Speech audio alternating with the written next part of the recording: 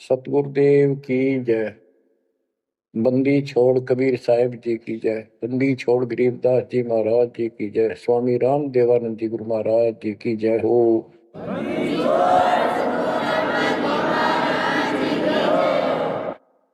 सर्व संतों की जय, सर्व भक्तों की जय, धर्मी पुरुषों की जय।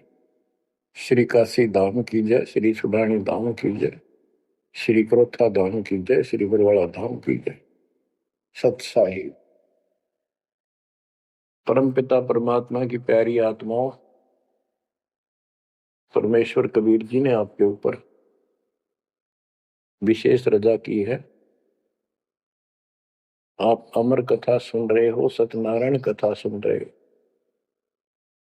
और आप कहीं भी बैठे हो, दाता ने कैसी दया कर दी। चलते फिरते बैठकर परमात्मा का गुणगान सुनो। बच्चों, ये सत्संग जो है ये आध्यात्मिक पढ़ाई है, ये आध्यात्मिक शिक्षा है। इसको समझने के लिए भी काफी समय की आवश्यकता है। जैसे बच्चे स्कूल जाते हैं, यानी 15-16 वर्ष तक तो वो टोटली फ्री होते हैं। अपनी पढ़ाई करो, ट्यूशन लगवाओ, क्लास में पढ़ो। तो ऐसे करते करते वो विद्वान बन जाते हैं, डॉक्टर बन जाते हैं, इंजीनियर बन जाते हैं और बड़ी बड़ी शिक्षाएं प्राप्त कर लेते हैं। इसी प्रकार आपको ये आध्यात्मिक लेक्चर अटेंड करते रहना चाहिए। संसारिक काम भी करो, शिक्षा ग्रहण भी करो, लेकिन ये शिक्षा साथ जरूर ग्रहण करो। इसके बिना सब व्यर्थ है। वो तो सिर्फ पेट के लिए, रोजी रोटी के लिए जो भी कर्म हम करते हैं सब रोजगार के लिए होता है, और वो रोजगार करते करते नुकसान हो जाता है। सब कुछ करते करते हानि हो जाती है, कोई लाभ नहीं मिलता। इधर कमाते हैं, उधर रोग हो जाता है, यहां से कमाया उधर खत्म हो गया। तो परमात्मा के चरणों में आने के बाद, इसकी शरण में जाने के बाद, तो ये इस तरह के कष्टों को कम कर देगा। परमात्मा की महिमा भी ना सुने, भक्ति ना करें और काम में ज्यादा ध्यान दें, कदे नुकसान ना हो जाए। और वो करते करते हो जाता है, फिर घर के रहते ना गांठ के। इसलिए काम अवश्य करो, पर इसमें नागा ना करो। परमात्मा की महिमा अवश्य सुनो और भक्ति डेली करो, सुबह दोपहर शाम के परमात्मा की स्तुति। आजकल तो अनपढ़ भी कर सकते हैं, मोबाइल घर घर है, उसमें लगाओ आरती, सुबह दोपहर शाम की आराम से सुनो। काम भी करते रहो, खाना बना रहे हो आरती चल रही है, बहुत बढ़िया, ध्यान आरती में रहेगा। जैसे ड्राइवर गाड़ी चलाते हैं, ड्राइविंग तो बहुत सावधानी का काम होता है, लेकिन उसमें बातें करते रहते हैं, वो चलाता भी रहता है। इसी प्रकार इस समय का ऐसे सदुपयोग करो, सुमन भी करो, गाड़ी भी चलाओ, तो आरती भी लगा लो, उसके अंदर चलते रहो, सुनते रहो। तो परमात्मा ने आपके ऊपर रजा करने में कसर नहीं छोड़ रखी। और अब आप भी चौकस हो जाओ, सतर्क हो जाओ, समर्पित और दृढ़ हो जाओ। तो बच्चों, ये है वो तत्व ज्ञान।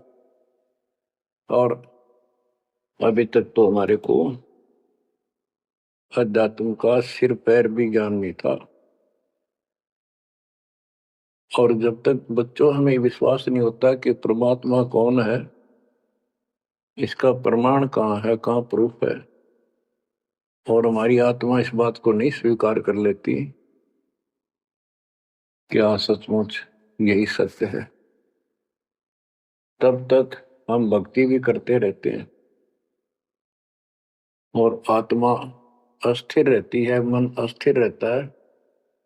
कोई भी कोई साधना बताता है, हम उसी को करने के लिए तत्पर हो जाते हैं।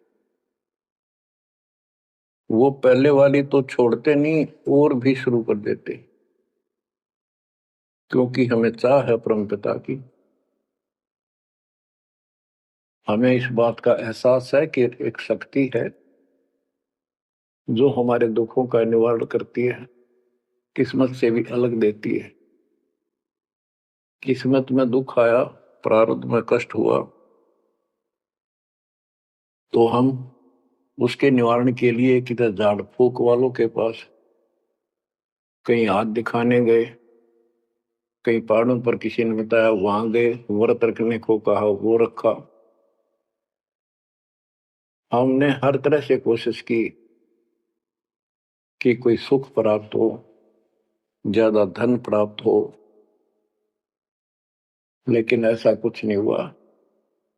वैसे कभी इत्तेफाक से कोई दाव लग गया, कोई हटकर कोई ऐसा लाभ होता दिखा हो गया, वो होना तो था कर्म का, प्रारब्ध में आ गया कोई, और वो सूत बैठ गया, और हम और दृढ़ हो गए उन्हीं पूजाओं पर, उन गलत साधनाओं पर जो गीता में मना कर रखा है। दास अपनी बताता है, ये आपके साथ भी अवश्य हुई है, आपको अब एहसास होगा। जैसे दास बचपन से रामकृष्ण और विशेषकर विष्णु जी का, कृष्ण जी का विशेष भक्त रहा है, इसके साथ हनुमान जी के प्रति भी लगन में, तड़प में, चाह में कोई कमी नहीं थी। इस कारण से मंगलवार का व्रत रखना, किसी ने बता दिया कि सालासर एक स्थान है जहां पर हनुमान जी का बहुत प्रसिद्ध मंदिर है, और वहां जाने से सारे सुख हो जाते हैं। तो दास सिरसा सर्विस करता था, हरियाणा का एक शहर है, पंजाब से सटा हुआ डिस्ट्रिक्ट है। वहां से पता चला तो दास बैठ कर ट्रेन में सालासर पहुंचा, शुरू उतरा वहां से अन्य साधनों से। वहां एक छोटा सा गांव सालासर, वहां एक छोटा सा मंदिर, और उसमें एक पत्थर की मूर्ति, तो उसकी शक्ल भी ठीक सी को ना हनुमान का वो आइडिया लगाया जाता। उस समय यह सन 1978 की बात है, ऐसा कोई वहां पर ज्यादा भीड़ नहीं होती थी, हम सुबह आराम से दर्शन कर लेते थे। हद से हद 500-400 आदमी जाते थे। फिर देखते देखते 10 साल में वहां पर टेढ़ी मेढ़ी लाइन बनने लगी, यानी 4-4 घंटे में नंबर आने लग गया। और उस दौरान जैसे भी कोई राहत मिली, जैसे सर्विस लगी, पढ़ते थे, पास होते चले गए, हनुमान जी और श्री कृष्ण की जय जयकार। हम पढ़ते थे, पास होते चले गए। तो ये श्रेय अपने इष्ट देवों को मानते थे, जो एक से अनेक थे, श्री विष्णु भगवान, कृष्ण जी, श्री राम जी और हनुमान जी, शंकर भगवान जी। यानी शंकर भगवान जी कोई पीछे नहीं रखते थे, और ये बता रखा था अगर माँ की भक्ति नहीं करनी, इसको विशेष ध्यान नहीं देते थे इसके ऊपर। फिर भी पास हुए, सर्विस लगी, पुत्र प्राप्त हुआ, फिर संतान होती चली गई, और इतनी खुशी हुई कि सारा कुछ हनुमान जी ने, श्री कृष्ण जी ने, विष्णु जी ने कर दिया। और ये देख रहा है दास के जो कबीर नास्तिक है, उनके भी ये सुख हो रहे थे। तो बात ये है, अब पता चला कि ये साधना वो सुख देने की थी नहीं जो हम इनके सिर कर रहे थे, यकीन से होगा इनको श्रेय दे रहे थे। तो बच्चों, कबीर पीछे लग गया जाऊं था मैं लोक वेद के साथ, मार्ग में सतगुरु मिले, दीपक ले दिया हाथ। इस भक्ति के सफर में हम लोक वेद के आधार से इधर उधर भटक रहे थे, सही मार्ग मिला नहीं था, और कभी भी मंजिल प्राप्त नहीं कर सकते थे। ठीक है, हमारी तड़प थी तो भगवान भी मिले। जैसे वेदों में प्रमाण है,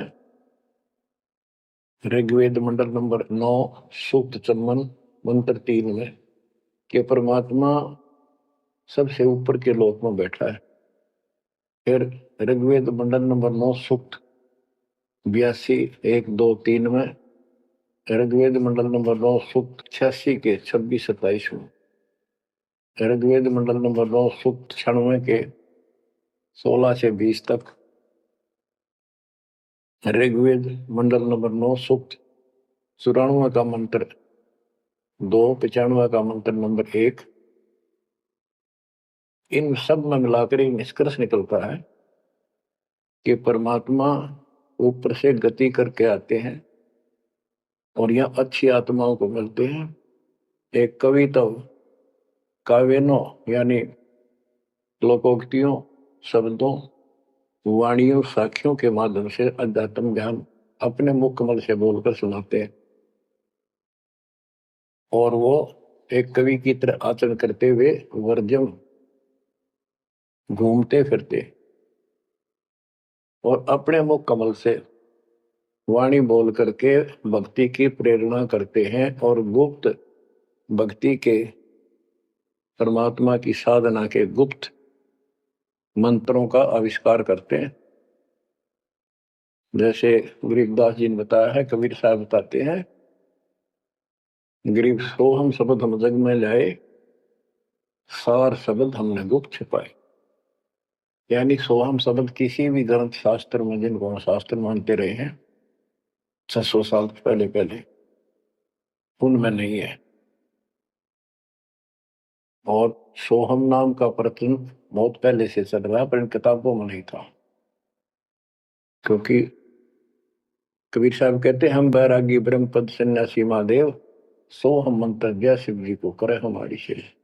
उनको ज्ञान समझा सबको, ज्ञान इतना गजब का है, एक बार आत्मा जरूर पकड़ लेती है और नाम की भी इच्छा करती है, तो उस समय जब परमात्मा अपना ज्ञान सुना रहे होते हैं, काल निकल जाता है उस आत्मा से और आत्मा ध्यान से सुनती है, सत्य मान लेती है। तो इन्होंने ब्रह्मा जी ने, विष्णु जी ने, शिव जी ने सबने नाम दे दिए। इनमें सॉफ्टवेयर लगा दिया परमात्मा ने, विष्णु जी में हरियम का, शिव जी में सोम का, ब्रह्मा में ओम का, और वही आज हमारे को लगा दिया। अब हम अपना काम इनसे डायरेक्ट ले रहे हैं। तो कहने का भाव ये है कि जिस समय परमात्मा अपना ज्ञान सुनाते हैं, काल भाग जाता है। परमात्मा के वहां से आते ही काल प्रवेश कर जाता है, उनकी बुद्धि को फेर देता है। इसी कारण से दोबारा इन्होंने परमात्मा की वाणी सुनी नहीं, विचार नहीं सुना और ये धोखा खा गई। हमने भी बहुत बार धोखा खा लिया, संकों बार हम ये कष्ट उठा चुके और ये धोखा खा चुके हैं। तो अपने भगवान को छोड़कर इन बकवादाम बने रहे। मानुष जन्म पाएकर खोवे, सतगुरु विमुखा युग युग रोए। बच्चों, गिरीश सतगुर संगत छोड़कर लाख वर्ष जप कीन, इंद्रिय क्रम ना मोक्ष होए, अरे काल के आदि। जैसे आपको बार बार समझाया जाता है कि सतगुरु से विमुख होने के बाद हम आज से 600 वर्ष पहले परमात्मा से विमुख हुए थे। उसके बाद हम पता नहीं किन किन धर्मों में जन्मे, कभी भक्ति की कभी ना की। भक्ति करते थे और भक्ति ही नहीं थी, लेकिन मालिक फिर भी हमें उन प्रत्येक मानव शरीर में मिले हैं और सच्ची राह दिखाई है। हमने कुछ दिन की साधना अवश्य की है, फिर छोड़ दी, और जिसके कारण परमात्मा हमें चार्ज कर गए। उस चार्जिंग के कारण आज तक आपके हृदय में मालिक की चाह और भक्ति की तरफ बनी हुई थी और मनुष्य जीवन मिलते रहे। क्योंकि हम 600 साल पहले गुरुद्रोही नहीं हुए थे, सतगुरु विमुख हो गए थे। सतगुरु विमुखा युग युग रोए, मानुष जन्म पाकर खोए। एक उदाहरण देता हूं। एक राबी नाम की लड़की, जिसको राबिया भी कहा, मुसलमान धर्म में जन्मी, वो पिछले सतयुग से मालिक के उनके साथ लगे थे अपनी बेटी को, अपनी आत्मा के। गरीबदास जी ने बताया है कि कबीर साहब बताते हैं, दो दिन मेरी शरण है, यानी एक बार किसी युग में चाहे वो 10 दिन भी नाम ले ले, फिर छोड़ दिया वो, मालिक उसको अपने खाते में लिख लेता है। और फिर उसको धीरे धीरे धीरे धीरे देखो, अपने पिता को देखो, हमारे लिए कितना कष्ट उठा रहे, उसको धीरे धीरे चार्ज करते रहते हैं, चार्ज करते रहते हैं, भक्ति की तरफ जन्म जन्मांतर बढ़ाते रहते हैं। उसी कर्म अनुसार, उसी क्रिया में वो लड़की आत्मा शराबी बनी हुई थी, मुसलमान घर में जन्म था, 12-13 साल की बेटी थी, भेड़ बकरियां चरा रही थी, और वो सारी सृष्टि के रचनहार हमारे पिता अपनी बेटी के लिए उस जंगल में पहुंच गए, घास फूस पर बैठ के जाकर बेटी के पास मुसलमान धर्म जिंदा का रूप बनाया। हमारे अंदर एक धर्म कर्म की ये भी एक समस्या है कि हम अपने धर्म वालों को महत्व देते हैं, दूसरों से नफरत करते हैं, ये काल की चाल है।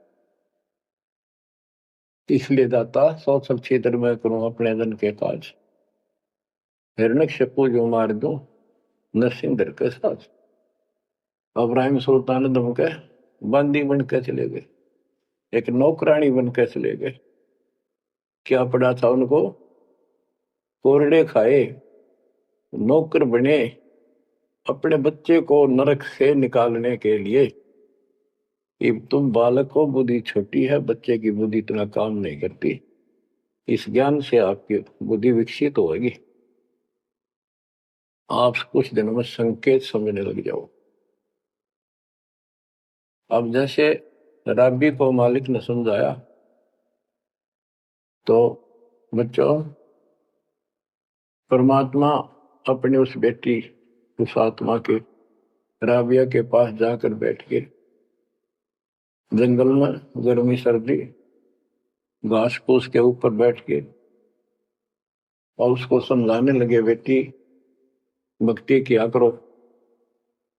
तो बच्ची थी, जैसे उस धर्म के अंदर जन्मी थी, उसमें जो साधना बताते थे उसको कहती थी हम करते हैं, ऐसे करते हैं, नमाज करते हैं, ईद बकरीद मनाते हैं।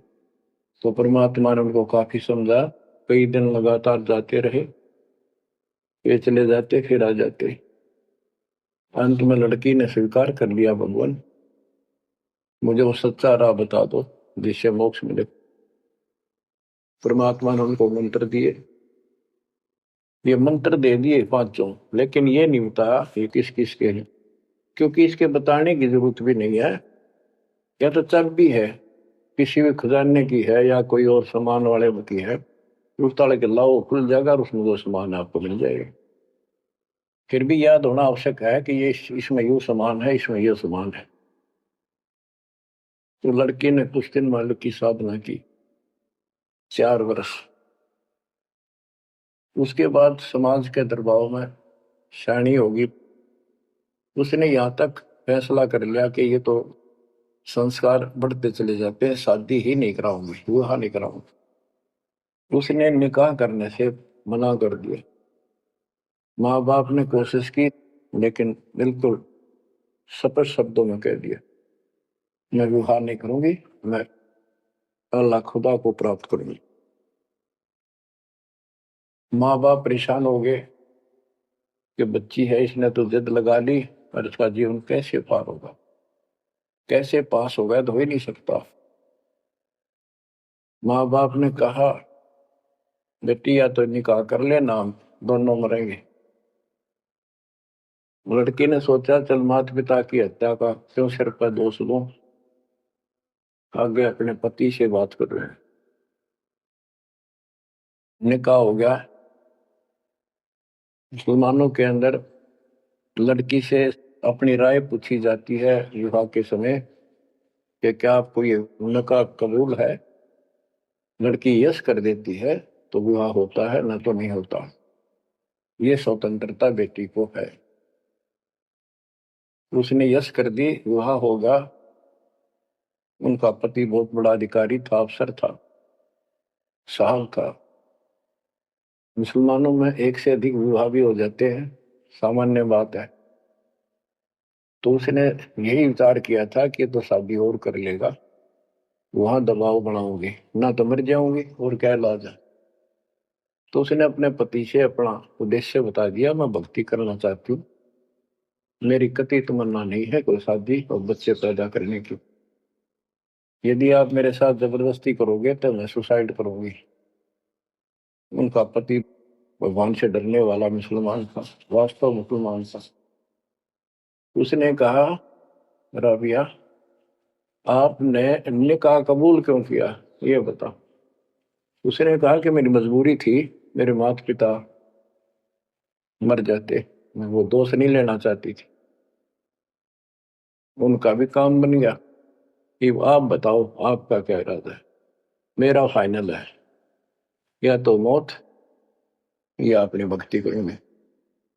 इतना दृढ़ विश्वास देखकर उसने कहा कि राबिया कोई बात नहीं, आप भक्ति करो, मैं अल्लाह के मार्ग में बात नहीं बन सकता, मैं भी भगवान से डरने वाला हूं। लेकिन जैसे आपकी लोक लाज के कारण आपके पिता की समस्या प्रबल थी, इसी प्रकार समाज हमारा भी है, लोक लाज हमें भी है। आप मेरी दृष्टि में, मेरी तरफ से तो मेरी सिस्टर होगी, समाज की दृष्टि में मेरी वाइफ बनकर रहना होगा। वो बोली मुझे मंजूर है। उसके लिए अलग व्यवस्था कर दी, अपनी भक्ति कर, किसी चीज की कमी नहीं आने देंगे। उसने अपनी और शादियां कर ली। अब वो 50 साल की होगी, सब देखा कि ये तो बिल्कुल देवी का रूप है, पलक भी उठाकर नहीं देखती। ये पिछले संस्कार थे, वो बैटरी चार्ज थी, उसमें चाह थी, आगे बैटरी लगी नहीं है, धीरे धीरे नष्ट होगी। या रोड मारा काल मारी, ये बहुत बड़ा षड्यंत्र है। सतगुरु कबीर साहब ने इसको कोई खोल नहीं सकता, इसे बचा भी नहीं सकता। इसलिए सतगुरु की शरण नहीं छोड़नी चाहिए। उसने अपने पति, जो संसारिक दृष्टि के पति से कहा कि मैं हज करने जाना चाहती हूँ। उसके पति ने कहा, बहुत खुशी की बात है, मुझे पुण्य मिलेगा आपके सहयोग में, और कोई व्यवस्था ऊंट घोड़े की करवा देता हूँ, उस पर आराम से बैठ कर जाइए। बोली नहीं, मैं पैदल जाऊंगी, क्योंकि ये आस्था हमारी भगवान के प्रति अहंकार में नहीं, ऐसे जावा तो और बढ़िया है, ये वो शुरू से धारणा है।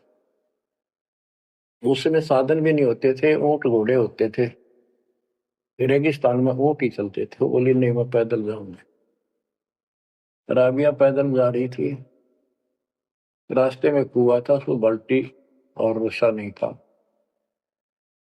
एक कुतिया वहां पर बहुत बुरी तरह रो रही थी, कभी कुएं की तरफ जा रही थी, राबिया के चरणों की तरफ आ रही थी। वो समझ गई कि प्यासी है, और साथ में बच्चा है, मरेगी की बच्चे भी मरेंगे। आओ देखा ना ताओ देखा, दया बिना दरवेश कसाई। वो दरवेश थी, संत थी, दयालु थी, असली मुसलमान थी। उसने अपने बाल पाड़े सिर के, रस्सी बनाई लंबी, वो 100 फुट नीचे पानी होता था, और फिर अपने कपड़े निकाल कर शरीर के उसके बांध कर नीचे भिगो के बाहर टपकाए, निचौड़े एक मटके के टूटे हुए पात्र में। कुतिया ने जी भर का पानी पिया, और लड़की ने अपने जो सिर के बाल पड़े, थोड़ा बहुत खून निकला था, रक्त, ब्लड को साफ किया, कपड़े पहन लिए, मक्का के लिए चलने लगी। वो मक्का उठ के कुएं के साथ आकर खड़ा हो गया। लड़की ने तो जाना ही मक्का में था, एकदम प्रवेश कर गई। उधर इब्राहिम सुल्तान अदम की पहले बॉडी में वो आत्मा गई हुई थी, क्योंकि परमात्मा उनको भी प्रेरित करते हुए आ रहे थे। जो इब्राहिम सुल्तान अदम बाद में सम्मान बना, तो जिनको ये ज्ञान हो जाता था, वो अपने धार्मिक मेलों में जरूर जाते थे औरों को समझाने के लिए। तो इब्राहिम सुल्तान अदम वाली आत्मा वहां गई हुई थी, लोगों में चर्चा हुई, वे मक्का गया कहाँ। हद होगी, मंदिर ही नहीं है यहाँ पर। तब अब्राहिम सुल्तान अदम कहता है, गरीबदास जी बताते हैं, सुल्तान अदम मक्के गया, मक्का नहीं मकान, गया रांड के लेन को यूं कह अदम सुल्तान। लोग बोले रे क्या बोल रहा था, फिर इतने में वो मक्का वापस आ जाता है। और उसमें से राबिया निकली। राबिया देखी, लोग भाग कर प्रवेश किया, देखा तो एक राबिया ने, एक लड़की, उसने अपना परिचय दिया।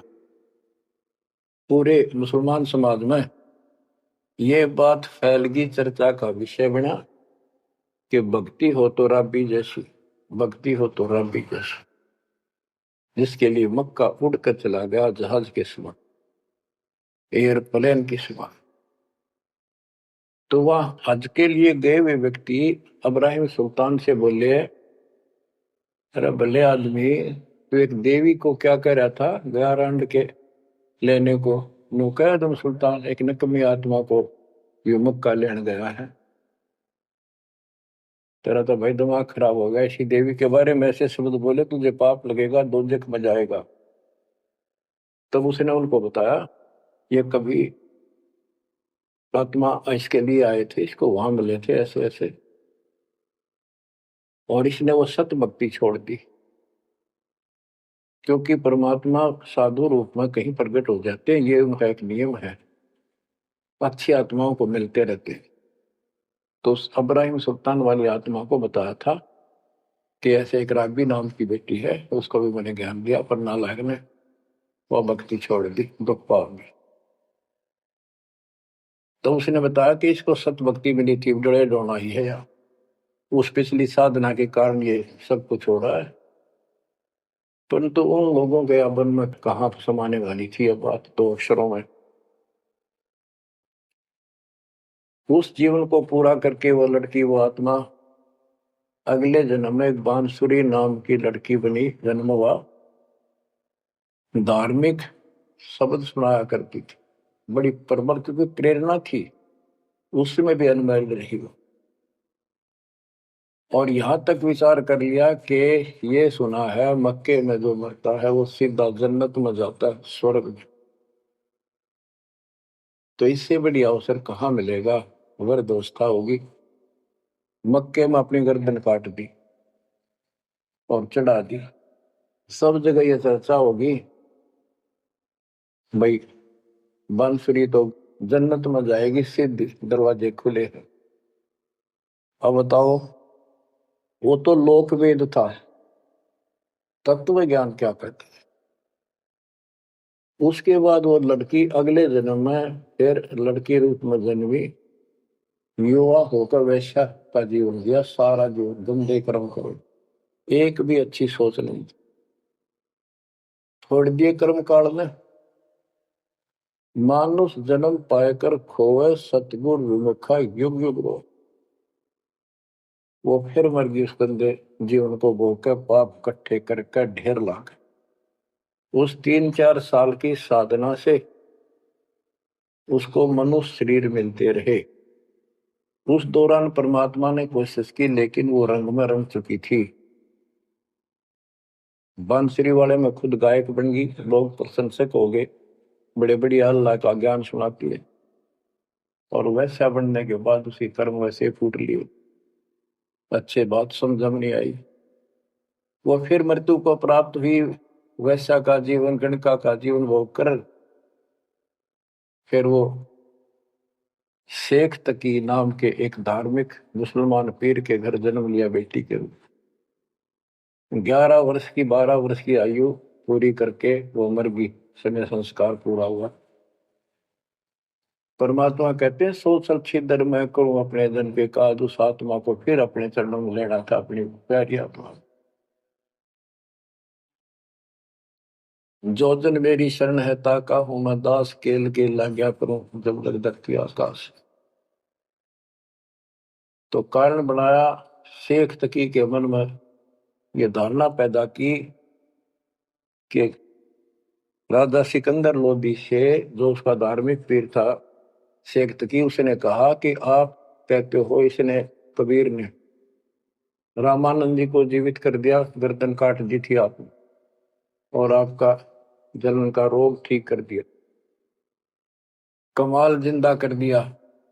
वो तो वैसे उसमें सदमे में था, वो ऐसे वैसे हो जाता, इत्तेफाक उसको जीवित होना था, इसका कबीर का नाम बन गया।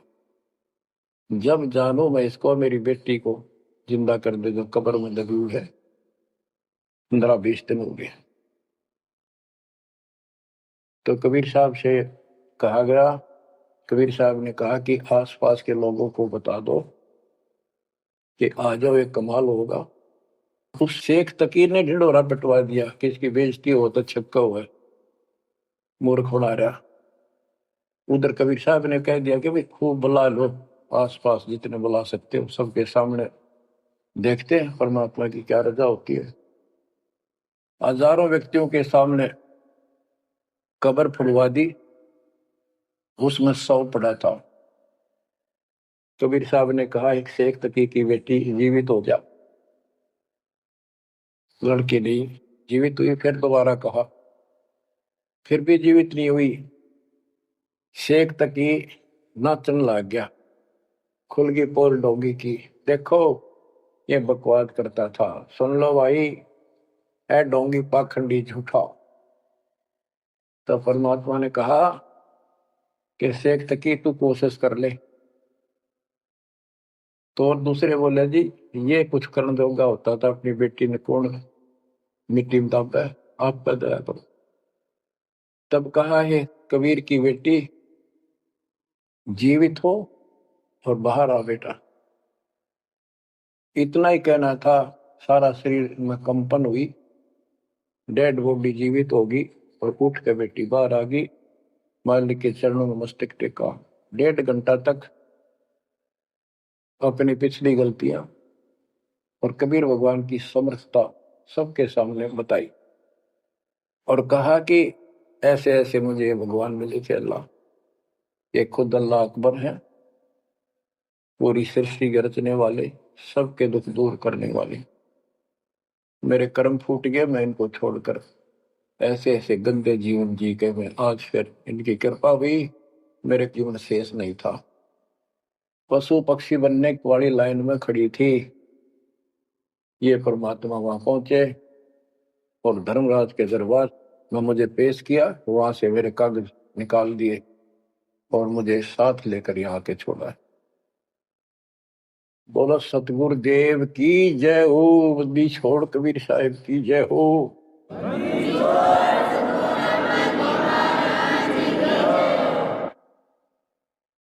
तो कबीर साहब ने कहा बेटी जा अपने पिता के साथ, शेख तकी के साथ। वह बेटी बोली मुझे अपना पिता मिल गया, अपना मालिक मिल गया, इस कर मेरा संस्कार इतना ही था। आप मेरे पिता हो, सारी सृष्टि के मालिक हो, मैं तो आपके साथ रहूं।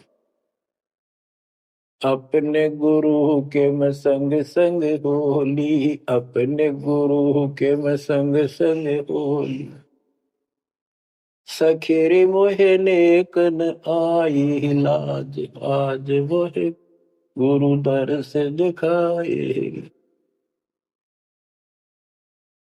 बच्चों यह बात तो बनेगी ऐसे ही, एक देसी कहावत है, पानी तो झील में नीचे के स्थान पर आके ही टिकेगा। वैसे पलट में कितना ऊंचा चढ़ जाए लेकिन टिकेगा वहीं आके। मन का तूफान बकवादों का, कहीं धक्के खा लो, आके बात बनेगी सतगुरु शरण।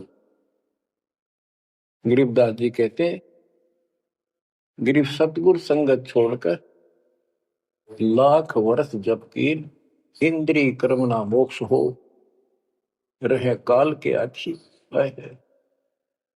सतगुरु पूर्ण संत की संगत छोड़कर चाहे लाख वर्ष तक ये जप करते रहियो, चाहे ये जाप करते रहना, इसका कोई यूज नहीं होगा, क्योंकि कनेक्शन कट चुका होगा, मर्यादा भंग होगी। गुरु बिन माला फेरते, गुरु बिन देते दान, गुरु बिन दोनों निष्फल है, वो व्यर्थ जाएंगे। तो बच्चों परमात्मा हमारे लिए भटक रहे हैं, इन पिछली गलतियों से सबक लो, इनको फिर से ना दोहराना। जैसे आपको बताया है कि कबीर भगवान है, ये सारी सृष्टि के रचने वाले हैं, ये हमारे पिता, हमारे जनक है, हमारे कष्टों को दूर करने वाले संकट मोचन यही है। लेकिन हम इनको छोड़कर अन्य उपासना करते रहे हैं। जैसे गीता अध्याय 16 श्लोक 23 और 24 में स्पष्ट कर दिया है कि शास्त्र विधि को त्याग कर जो अपनी मर्जी से इच्छा से मनमाना आचरण करते, मनमानी साधनाएं करते हैं जो शास्त्रों में प्रमाणित नहीं है, उनको न तो कोई सुख हो, न कोई सिद्धि प्राप्त हो, कार्य सिद्ध हो जिससे, और न उनकी गति यानी मोक्ष हो। तो भक्ति करते इसी के लिए, ये तीनों नहीं हुए तो उस भक्ति का फायदा क्या, जड़े ढोने वाली बात। तो बच्चों, आपको बताया सभी वेदों और ग्रंथों से सिद्ध कर दिया कि कबीर भगवान है। वेदों को तो पूरा विश्व मानता है और हिंदू समाज तो इस पे कुर्बान है। उसके बाद दूसरा नंबर गीता, वेदों से भी प्रथम आ चुकी है वर्तमान में, क्योंकि इसमें ज्ञान बिल्कुल संक्षिप्त में और बहुत तिरपाई सीरीज में। तो इसलिए इनमें सबसे आपको प्रमाणित कर दिया कि कौन सी भक्ति करनी है, कौन सी ना करनी है। गीता अध्याय 16 के 23 में तो बता ही दिया कि शास्त्र विधि को त्याग कर मनमाना करते हैं, उनको कोई यूज नहीं। 24 में कहा कि इससे तेरे लिए अर्जुन शास्त्र ही प्रमाण है, कर्तव्य जो साधना करने योग्य है और अकर्तव्य जो ना करने वाली है, इन्हीं के आधार से करो। गीता अध्याय 9 श्लोक 25 में कहा कि भूत पूजने वाले भूतों को प्राप्त होंगे, पितर पूजने वाले पितरों को प्राप्त होंगे, देवताओं की भक्ति करने वाले देवताओं को प्राप्त होंगे, और मेरी भक्ति करने वाला मुझे प्राप्त होगा। अपनी साधना का पूरी गीता में 8वें अध्याय के 13वें श्लोक में एक मंत्र बताया है, ओम इति एक अक्षर ब्रह्म व्यवहारण माम अनुसमण यह पर्याप्ति तजन देव से याति प्रभाव। मुझ ब्रह्म का केवल एक ही मंत्र है जिसका जाप करना अंतिम सांस तक जो इसकी साधना करता है वो मेरे से इस ओम से प्राप्त होने वाली गति को प्राप्त होता है। वो गति कौन सी है, इसके लिए आपको, क्योंकि ये एक लेक्चर है, पीरियड है जो दास आपको दे रहा है, और इसमें टीचर पहले दिन से लेकर 1 साल तक यह पढ़ावा है, तब जाकर के बच्चों के दिल में स्वभावत है। 100 बार पढ़ा ले तो भी पढ़नी पड़ती है, तभी उसके ऊपर विश्वास उतर जाता है, वो हृदय में जम जाती है। श्री देवी भागवत के 6ठे सकंद में हिमालय राजा को देवी, वो देवी का परम भगत था, कुछ बातें नहीं हो रही थी, तो उसने कहा मुझे मोक्ष दो। धन तो बहुत दे दिया आपने, तो उसने कहा मोक्ष, ये झूठ बोले ने ज्ञान तो है नहीं, और उस भक्ति का ज्ञान इनको, क्योंकि उन्होंने वो खत्म कर दिया जो मूल ज्ञान था, सूक्ष्म वेद का वो पार्ट हिस्सा। तो इसने कहा कि ओम का जाप कर।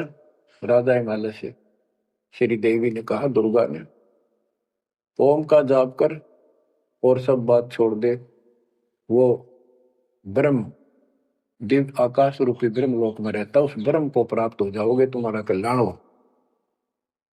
गीता अध्याय 8 श्लोक 16 में बताया है कि ब्रह्म लोक में गए वे भी सब पुनरावृत्ति में है। गीता चारों वेदों का सारांश है, ये वेद है। जितना इसमें वेदों वाला ज्ञान है वो सत्य है, कुछ काल ने अपना मिलावटी किया है, वो अलग दिखाई देता है। वो केवल युद्ध कराने के लिए अटकलबाजी इसने की है और बीच में अपना तड़का भी लगाया है। वो साफ निर्णय हो गया, क्योंकि सूक्ष्म वेद सब कुछ है, उससे सभी छट गया अलग अलग से, ये गलत है ये ठीक है। तो ब्रह्म लोक में गए हुए भी पुनरावृत्ति में पुनर्जन्म होता है, गीता अध्याय 4 श्लोक 5 में इसने स्पष्ट कर दिया, अर्जुन तेरे मेरे बहुत जन्म हो चुके हैं, तू नहीं जानता नहीं है। गीता अध्याय 2 श्लोक 12 में यही 10 के 2 में बताया कि मेरी उत्पत्ति तो हुई है, लेकिन ये ऋषि देवता नहीं जानते, क्योंकि ये मेरे से उत्पन्न हुए। फिर उस ज्ञान को जैसे जहां से शुरुआत हुई थी कि परमात्मा सतलोक से सबसे ऊपर के लोक में रहता, वहां से चलकर गति करके आता है, अपना सच्चा अध्यात्म ज्ञान खुद बोलकर बताता है। गीता अध्याय 4 श्लोक 32 में, ये कोड वर्डों में है गीता ज्यादातर, उसमें बताया कि जो ज्ञान ब्रह्मणे मुखे सचिदानंद घन ब्रह्म ने अपने मुख कमल से बोली वाणी में बोला है, उस वाणी में विस्तार के साथ लिखा है, उससे ये पूर्ण मोक्ष होगा, फिर कभी जन्म मरण नहीं होता। उसके बारे में चौथे अध्याय के 34वें श्लोक में कहा है कि उस ज्ञान को तत्वदर्शी संतों के पास जाकर समझ, उनको दंडवत प्रणाम करने से, कपट छोड़कर उनकी सेवा करने से वो तत्वदर्शी संत जो तत्व ज्ञान का उपदेश करेंगे। गीता अध्याय 15 श्लोक 1 में स्पष्ट कर दिया है, जो इस उल्टे लटके हुए संसार रूपी वृक्ष के सभी विभाग का नारा नारा ज्ञान बता देता, सभी विभागों का पार्षद सवेदवित वो वेद के तात्पर्य को जानने वाला है। गीता अध्याय 15 श्लोक 4 में कहा है कि उस तत्व ज्ञान के प्राप्त होने के पश्चात उस तत्व ज्ञान रूपी शस्त्र से इस ज्ञान को काट कर, यानी तत्व ज्ञान को ठीक से समझकर उसके पश्चात परमेश्वर के उस परम पद की खोज करनी चाहिए, जहां जाने के बाद साधक फिर लौटकर संसार में कभी नहीं आते, और उसी की भक्ति करो जिसने सारे संसार रूपी वृक्ष को बनाया है, सृष्टि रची है। बच्चों, ये है वो तत्व ज्ञान, ये है वो मूल ज्ञान, सार ज्ञान निष्कर्ष निकाल के रख दिया गया है। अब गीता बोलने वाले ने कहा है कि उस तत्व ज्ञान के अंदर सब कुछ निष्कर्ष है, उसको समझो। यही कुरान शरीफ के अंदर, कुरान मजीद के अंदर सूरत फुरकानी 25 आयत 52 से 59 में यही स्पष्ट किया है, वो कबीर नाम का परमात्मा है जिसने सारी सृष्टि रची, जिसने सब आपको संतान माता पिता का रूप दिया, सबके कर्मों को वो काटने वाला है, सबके कर्मों को ठीक से जानता है। 6 दिन में सृष्टि रच के जो 7वें दिन तक पर जा विराजा, उसकी खबर किसी बाखबर से पूछो। गरीबदास जी कहते हैं, वेद कतेब एक है भाई, और वेद कतेब का ज्ञान है दूर, वो संतों का मार्ग दूर। ये अधूरा ज्ञान है, जब इसमें स्पष्ट है ही नहीं, जब ये कह दिया कोई और बताओगा तो वो और अब आपके सामने है, आपको प्राप्त हो चुका है। अब भी बच्चों नहीं समझोगे तो कौन सी विधि अपनाएं जो आपकी आंखें खोले। कबीर द्वार धनी के पड़ा रहे, धक्के धनी के खावे, 100 काल झकझोरी कर द्वार छोड़ नहीं जावे। अब आपने इतना करना है, इस ज्ञान को समझकर मालिक से दूर ना होना, सतगुर विमुखा मत हो जाना। इसमें आपको अच्छा लगे चाहे कोई कष्ट लगे, वो कष्ट भी गॉड गिफ्ट होगी। हो सकता है पता नहीं कौन सा पाठ सा कष्ट आपका हल्के में टल रहा हो, पर जल्दी ना करया करो, और तो धरती पर कहीं जा रही हो तुम्हें कभी राहत नहीं मिलेगी। तो बच्चों, मानत ना मन मोरा साधो, मानत ना मन मोरा रे, बार बार मैं ये समझाऊं जग में जीवन थोड़ा रे, बार बार मैं ये समझाऊं जग में जीवन थोड़ा। दुविधा दुर्मति चतुराई में जन्म गया नर तोरा रे, अब भी आने में लो सत्संग में, करो गुरु ज्ञान पर गौरा रे। अब भी आने मिलो सत्संग में, करो गुरु ज्ञान पर गौरा रे। शरण पड़े को गुरु संभाले, जाने बालक भोला रे। कह कबीर तुम चरण चित राखो, जो सोई में डोरा रे। कह कबीर तुम चरण चित राखो, जो सोई में डोरा रे। मानत ना मन मोरा साधो, मानत ना मन मोरा रे। बार बार मैं ये समझाऊं, जग में जीवन थोड़ा रे। बच्चों, जैसे धागा सुई में चिपका रहता है, ऐसे लटके रहियो परमात्मा के दास के चरणों, मोक्ष मिलेगा सत्साहिब।